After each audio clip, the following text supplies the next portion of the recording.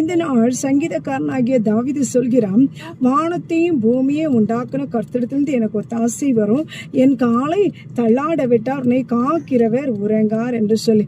எந்த சூழ்நிலையிலையும் ஆண்டவர் நமக்கு உதவி செய்கிற தேவன், ஆண்டவர் நமக்கு ஒத்தாசை அனுப்புகிற தேவன், ஆண்டவர் எவரையும் கைவிடாத தெய்வம். அவர் இஸ்ரவேலை காக்கிறவர், உறங்குவதும் இல்லை தூங்குவதும் இல்லை. கர்த்தர் உன்னை காக்கிறவர், கர்த்தர் உன் வலது பக்கத்தில் உனக்கு நிழலாய் இருக்கிறான். பகல்ல வெயிலாகிலும் இரவில நிலமாகிலும் அது உன்னை சேதப்படுத்தாது.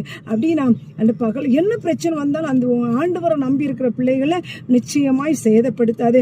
கலங்காதீங்க, கர்த்தர் பெரிய காரியங்களை செய்வார். கர்த்தரை நம்பினவர்கள் ஒருபோது வெட்கப்பட்டு போனதில்லை.